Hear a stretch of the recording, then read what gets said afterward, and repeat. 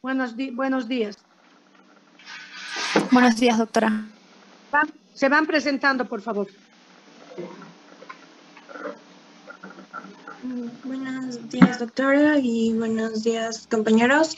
Somos el grupo 7 y nosotros vamos a hablarles sobre la carne de pollo, las bacterias, cómo se relacionan con la microbiota, la salmonela, la shigella y el rotavirus. Y mi grupo se compone por Jessica Campero, mi persona, Adriana Aguilar y Sonia Pérez. Buenos días, doctora. Buenos días, compañeros. Yo voy a empezar hablando sobre la carne de pollo. Primeramente, el consumo de pollo en Bolivia es de 44 kilogramos per cápita, siendo la carne más consumida de la región, tanto por su precio accesible como por su hábito cultural, siendo La Paz el departamento que más consume esta carne. El mayor productor del país es Santa Cruz, con una cifra de más de 264 millones de kilos durante el año 2020 y seguido de Cochabamba, según los datos del INE.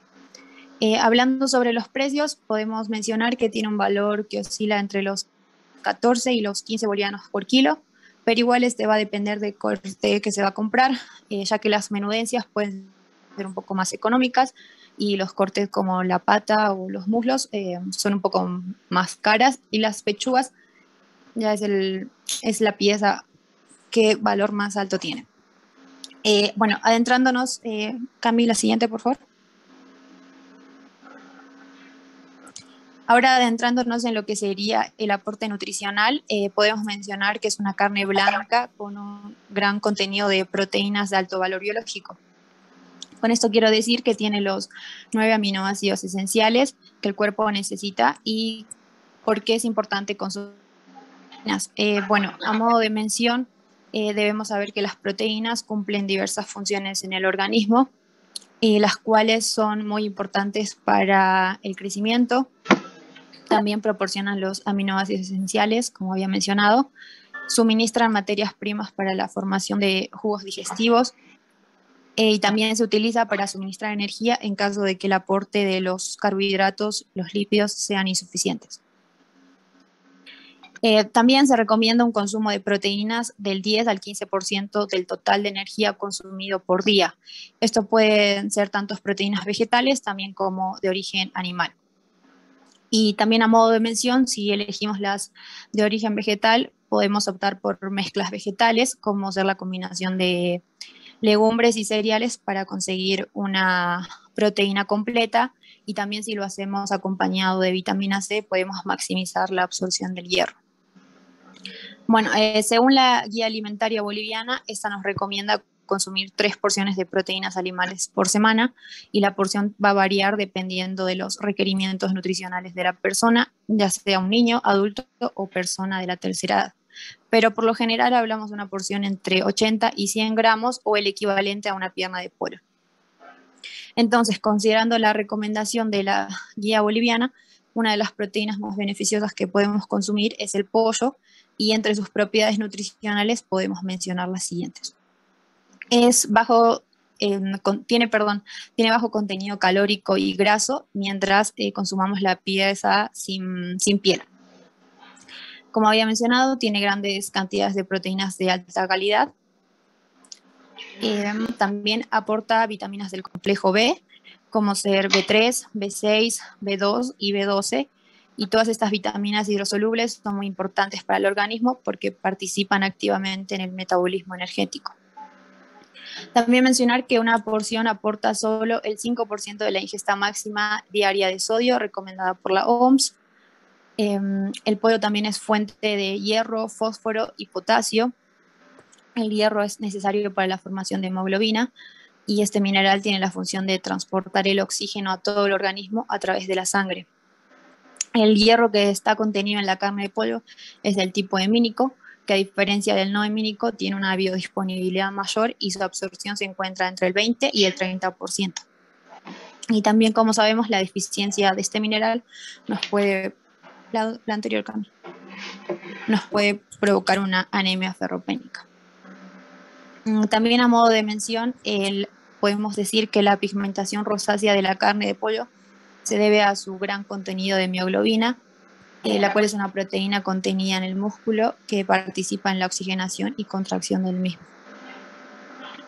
Hablando también sobre otros aportes nutricionales, tiene gran cantidad de fósforo, que es importante para su aporte, que su aporte es muy importante ya que forma parte de la estructura ósea y es necesaria para la formación de hueso.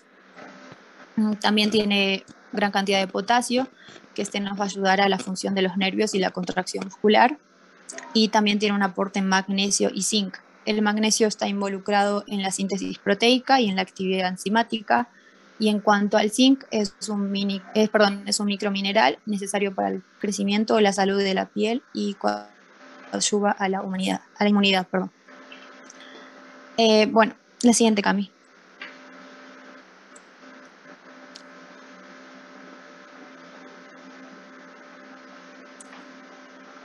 Gracias. Como había mencionado, el consumo de proteína es súper importante para el cuerpo, pero como todo alimento no debemos excedernos en su porción, ya que nos podría ocasionar varios problemas de salud. Partamos por el hecho de que las grasas de origen animal, tanto de pollo como las vacunas o las otras, son ricas en ácidos grasos saturados. Por lo tanto, su exceso favorece la elevación de niveles de colesterol en el organismo y aumenta el riesgo de padecer enfermedades crónicas como ser obesidad, diabetes, hipertensión arterial y también enfermedades cardiovasculares, las cuales pueden llegar a ser mortales. Bueno, también mencionar que una de las comidas favoritas del boliviano es el pollo frito, o más conocido como pollo broster, pero también debemos saber que tenemos que evitar su consumo o que este igual sea en ocasiones especiales, ya que en este platillo se utiliza la fritura como método de cocción, en las cuales se emplean temperaturas mayores a 200 grados que producen la modificación y la composición del aceite y lo convierte en un compuesto de alto poder mutagénico que a largo plazo puede determinar la aparición de procesos tumorales gastrointestinales. Y también mencionar que las proteínas de origen animal tienen sustancias llamadas purinas que se convierten en urea y ácido úrico, esos productos tóxicos que se eliminan por la orina. Pero el incremento de ácido úrico nos puede producir gota, lo cual puede llegar a afectar a los tejidos y a las articulaciones. La siguiente, Cami. Ahora, enfocándonos en la higiene alimentaria, según la OMS, la higiene alimentaria comprende todas las medidas necesarias para garantizar la inocuidad sanitaria de los alimentos, manteniendo sus cualidades que les son propias y con especial atención en el contenido nutricional, que es lo que más nos importa. Por lo que a la hora de comprar, consumir y conservar el pollo debemos prestarle atención a las siguientes medidas. Primeramente, al momento de comprar la carne, debemos asegurarnos que tenga un color rosáceo uniforme y no presente ningún tipo de mal olor. La piel tiene que ser lisa, flexible, húmeda y no debe presentar restos de plumas. Cuando se realiza la compra de alimentos variados o cuando vamos a hacer la compra semanal, debemos adquirir la carne a último momento, así evitamos que esta rompa su cadena de frío. También debe mantenerse en una temperatura por debajo de los 5 grados para su óptima conservación y no debe lavarse antes de ser almacenada o cocinada, ya que se corre el riesgo de esparcir las posibles bacterias. La carne cruda se debe guardar en recipientes herméticos como tupper o envueltos en embalajes aptos para alimentos, y esto es importante para evitar que sus jugos, que igual pueden contraer bacterias, entren en contacto con otros alimentos almacenados. Ahora, si queremos congelar la carne, debemos hacerlo a una temperatura menor de 18 grados, así nos mantenemos su calidad durante 19 meses. Y al momento de descongelar la pieza, debemos hacerlo en heladera y nunca a temperatura ambiente. Bueno, las carnes crudas, tanto de pollo como la vacuna, presentan con gran frecuencia contaminación con microorganismos patógenos, los cuales igual pueden provocarnos enfermedades. el procedimiento de cocción los va a matar siempre que la temperatura de todas las partes alcance como mínimo a los 70 grados. Y si no la cocinamos a su adecuada temperatura, podemos contraer una infección por Campylobacter o también Salmonella, que va a explicar más adelante mi compañera Adriana. A la hora de cocinar las carnes, se debe tener cuidado en la manipulación de tablas y utensilios para evitar la contaminación cruzada. ¿A qué me refiero con esto?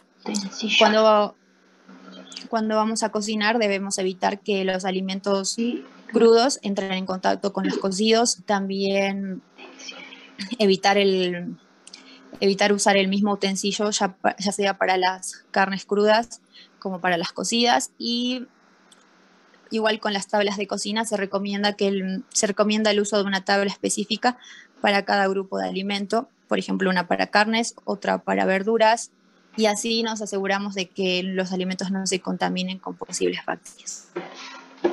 Si se desea igual recalentar la carne cocida, la temperatura ideal debe llegar como mínimo a los 70 grados. Y por último, pero no menos importante, lavarse las manos todas las veces que sea necesario antes de cocinar los alimentos y también después de cada interrupción. Y ahora la siguiente, Cami, por favor. Recalcando ahora las temperaturas óptimas a tener en cuenta para la cocción, el mantenimiento y la congelación del pollo. Igual se aplica para otros alimentos. Podemos decir que las temperaturas menores a los 5 grados inhiben a las bacterias, es decir, frenan el desarrollo microbiano. Entre los 5 y los 60 grados las bacterias se activan y se multiplican, y entre los 65 y los 100 grados las bacterias se mueren. Eso es todo por mi parte. Ahora sigue mi compañera Camila. Gracias.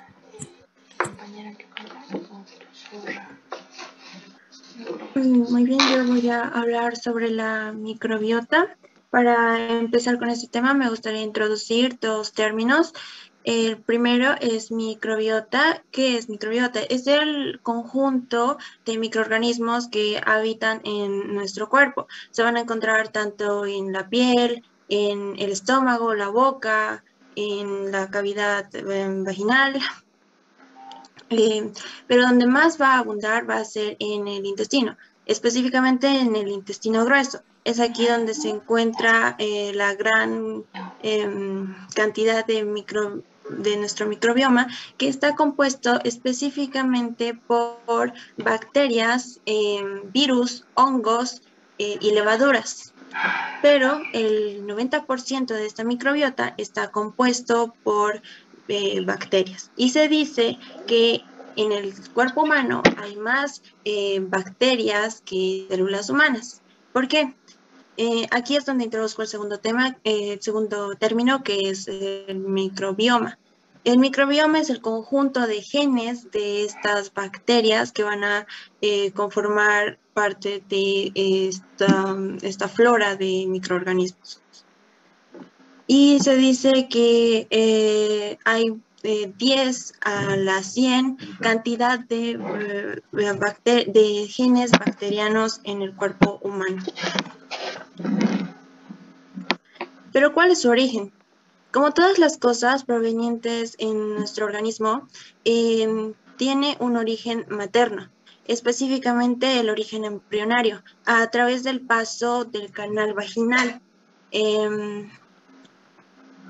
Y es fomentado a través de la lactancia materna. Las personas que nacen por parto normal o por parto por cesárea tienen diferente composición microbiana. Se dice esto porque el contacto con la microbioma de los que nacen por parto normal es porque está en contacto con la microbiota fecal de su madre y la microbiota vaginal de su madre. En cambio, los que nacen por cesárea están en contacto con la microbiota de la piel de su madre, las manos del cirujano y el ambiente. Ahora, ¿cómo es que se transmite esta microbiota de la madre al bebé? Según estudios, los pasos que se han demostrado es durante la lactancia. a través del traspaso inmunitario que se produce con las células inmunitarias de la madre. Se dice que las células dendríticas y los histocitos en su citoplasma transportan a estas bacterias hacia las glándulas mamarias primero y luego se los transmite a través de la leche al bebé. Curiosamente se dice que las bacterias que se transportan a través del calostro, la primera leche materna, son las bifidobacterias y los lactobacilos. Estos luego llegan a proliferar. Eso es lo que podríamos decir respecto a su origen.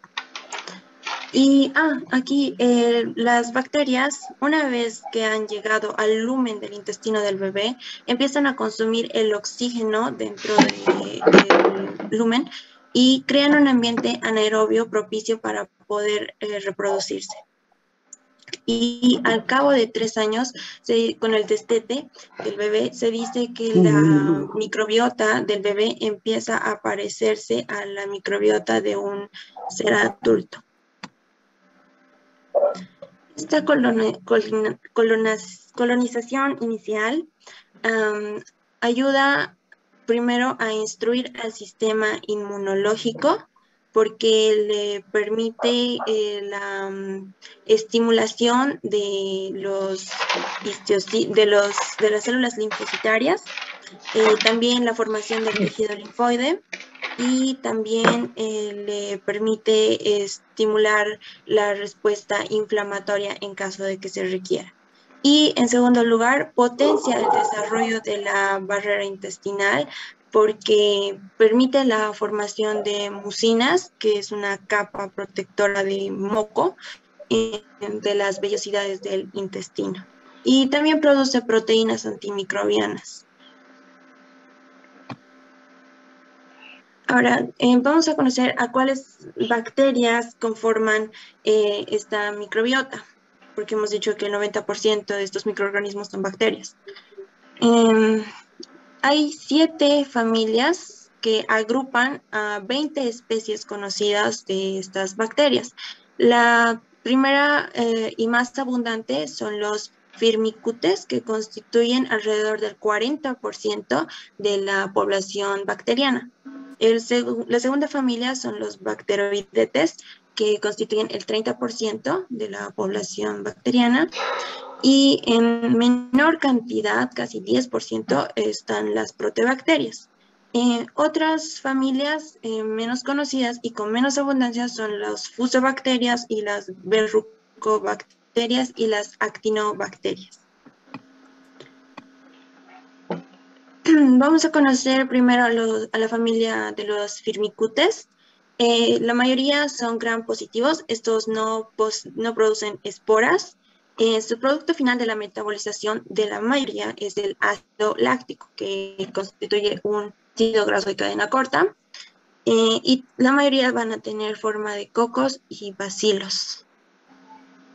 En la familia más grande o un género grande perteneciente a los Firmicutes están los lactobacillus. Estos son muy importantes en la industria alimentaria, especialmente en la fermentación de los lácteos. Son gram positivos. Estos pueden estar solos o pueden agruparse en cadenas de bastoncillos, de bacilos, y la mayoría son acidófilos, resisten condiciones ácidas. Por eso se usan en la fermentación de la leche.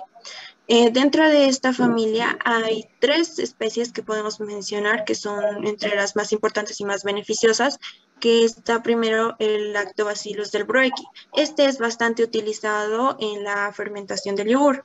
El Lactobacillus acidophilus es usado en el tratamiento de enfermedades como el síndrome del colon irritable y se ha demostrado que mejora la tolerancia a la lactosa en intolerantes a la lactosa. El Lactobacillus rhamnosus, por otro lado, tiene otros usos. usa como inmunomodulador en casos de diarrea y se dice que mantiene el equilibrio de la población microbiana.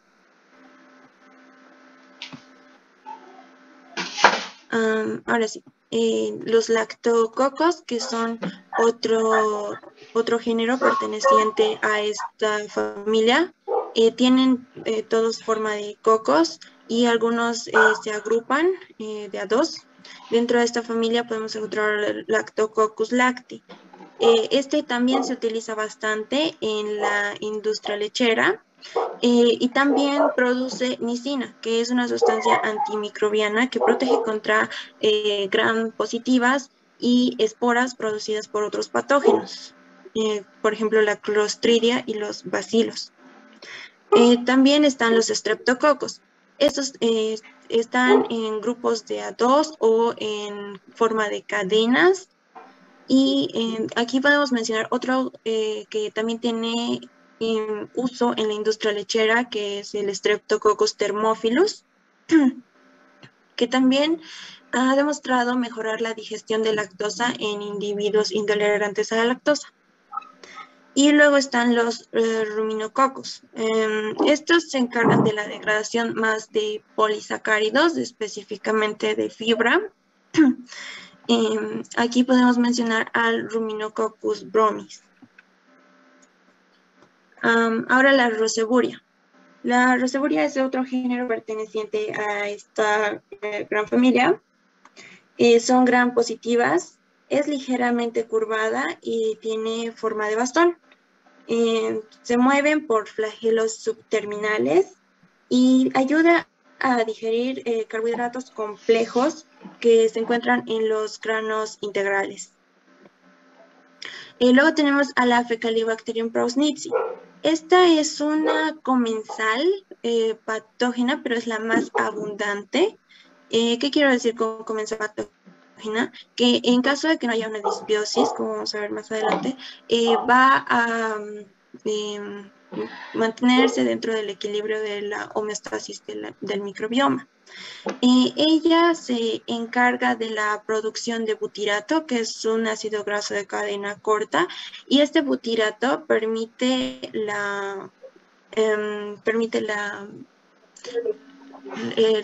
mantener las uniones celulares estables de las células. Este es el último género perteneciente a esta familia, los Clostridia o Clostridium, y aquí destaca una bacteria que es difficile. Clostridium difficile. Es una patógena comensal y es sumamente resistente a antibióticos. Esta se mantiene dentro de la población microbiana estable, ¿cómo se diría? No ataca mientras haya un equilibrio en el intestino, y si hubiera, por ejemplo, un consumo excesivo de antibióticos, esta se llega a reproducir de una forma tan grande que llega a producir síntomas como diarrea, inflamación del colon, y esto llega a ser potencialmente mortal. Y es, como dije, bastante resistente a los antibióticos. Entonces, para su tratamiento se utiliza el trasplante fecal de materia fecal, de bacilos y lactobacilos.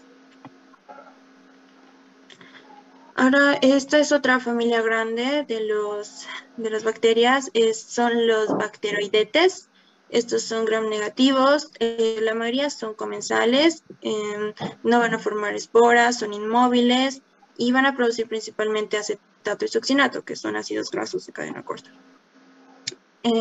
Son dos grandes grupos dentro de esta familia, los bacteroides y la prebotela. Dentro de los bacteroides podemos mencionar que degradan principalmente vegetales, o sea, fibra, que no se puede digerir, almidones resistentes, y contribuye a la formación de la barrera intestinal. Luego están los bacteroides fragiles. Dentro de este grupo está el bacteroides fragilis, que es un potencial patógeno. Y la prebotela. Se han diagnosticado 40 especies de esta familia, de este género, y podemos mencionar, hay dos tipos, prebotela intestinal y prebotela vaginal. La prebotela intestinal degrada principalmente, como había dicho, fibra, y aquí, como dije, eran patógenos oportunistas, que si hay una inmunosupresión, por ejemplo en los enfermos con VIH, llega a causar inflamación del intestino. Y las otras subespecies de estos producen enfermedades periodontales como la gingivitis. Luego está la prebotela vaginal. Esta no es patógena y en realidad produce mocos que fomenta la protección de la capa vaginal, y esta está influenciada por el entorno hormonal y el índice de masa corporal. Ahora pasamos a otro grupo que son las actinobacterias. Estas actinobacterias, la mayoría son gram negativas y tienen forma de bastoncillos, y algunos tienen ramificaciones. Se asocian en colonias, se agrupan, o sea. Dentro de esto podemos encontrar a un grupo bastante numeroso, y podría decirse el más importante, que son las bifidobacterias. Tienen bastantes beneficios para la salud porque se ha demostrado que protegen contra patógenos y en diversos experimentos, porque compiten por sitios de adhesión, es decir, evitan que se peguen los patógenos a los receptores proteicos de la membrana y así puedan acceder a la célula. Dentro de estas bifidobacterias hay 4 especies que podemos destacar. La Bifidobacterium breve y la Bifidobacterium infantis está más en niños y se ha demostrado que tiene más adhesión, o sea, mayor protección. Y la Bifidobacterium longum y la Bifidobacterium adolescentis está más en adultos y tiene menor adhesión porque la producción de sus enzimas y ácidos grasos decrece con la edad. Después está la inmunomodulación, otra de sus funciones de esta bifidobacteria, que ayuda primero mediante la estimulación de la síntesis de inmunoglobulina A, que es una sustancia inflamatoria. También estimula a los linfocitos para que fagociten patógenos, y es un importante inhibidor de la Helicobacter y la Salmonella. Y por último, sintetiza proteínas antimicrobianas. La más famosa de este grupo es la Bifidobacterium bifida, que había mencionado que se utiliza bastante en experimentos fecales, en la cual ayuda a la intolerancia a la lactosa, mejora el síndrome del intestino irritable, mejora la enfermedad de Crohn, mejora también la permeabilidad del intestino. Tienen forma de varilla y pueden agruparse de a 2 o en más grupos. Y además de eso, interesantemente, producen serotonina, que ayuda a mejorar los estados de ánimo.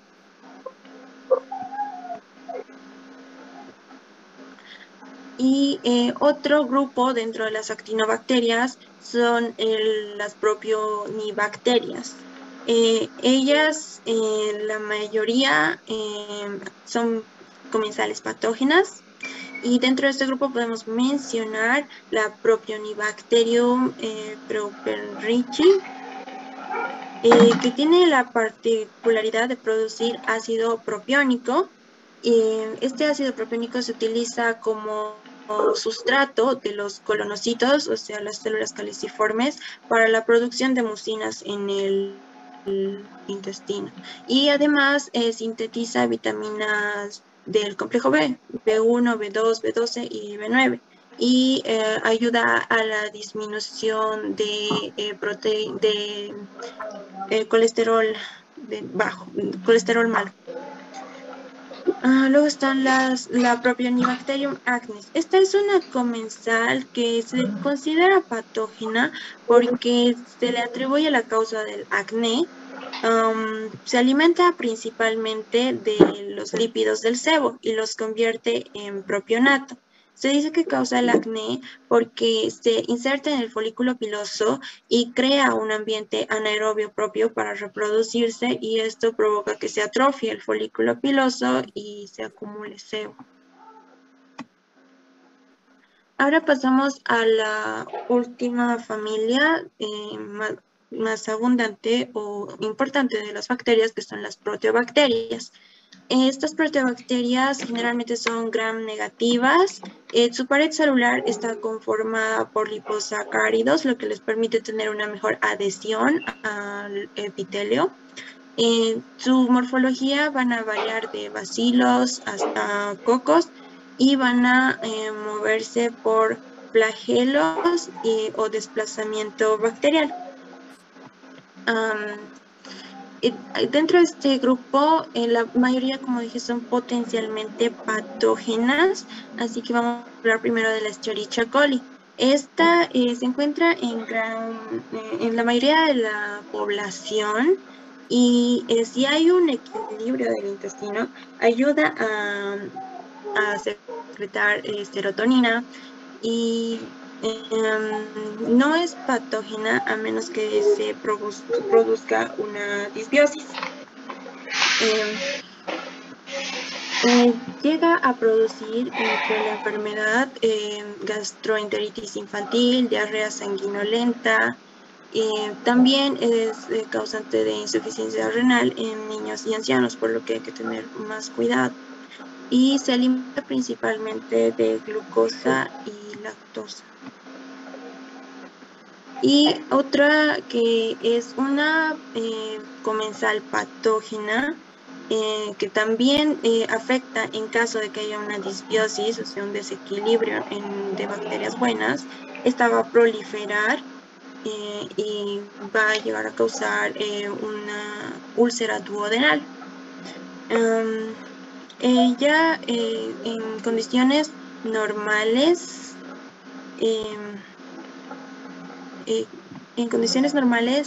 es una acidófila, por eso tiene predilección por el estómago, y también produce ciertos ácidos grasos de cadena corta.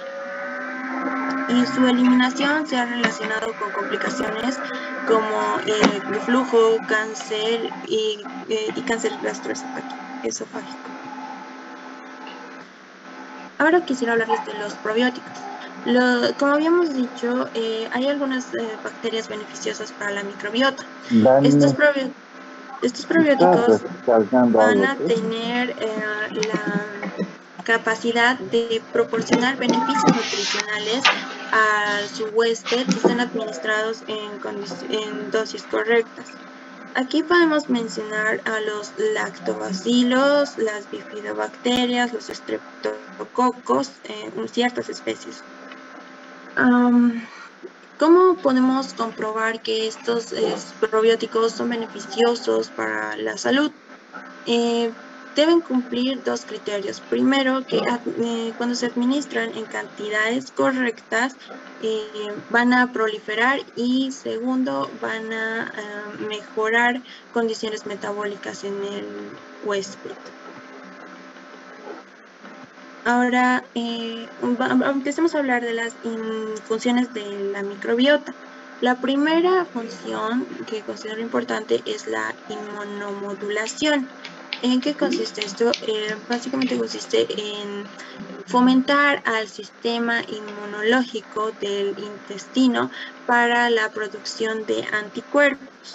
Como sabemos, o como quisiera mostrar, en el intestino hay unas estructuras denominadas parches de Peyer, y está el GALT, que quiere decir tejido linfoide asociado al intestino.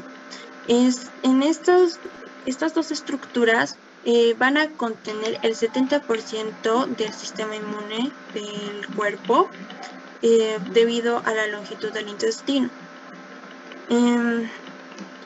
Ahora, estos parches de Peyer, cuando entran en contacto con patógenos, empiezan a segregar anticuerpos o a segregar sustancias inflamatorias, como son la inmunoglobulina A. Esto va a depender del tipo de microorganismo con el que este va a estar en contacto y la cantidad de población que tenga este microorganismo que le está afectando. Y esto parece tener implicaciones en el proceso del desarrollo, en el cual se va a tolerar a los comensales que había dicho que pueden ser potencialmente patógenos. ¿Cuál va a ser entonces el papel de las bacterias que pueden ser beneficiosas para nuestro cuerpo?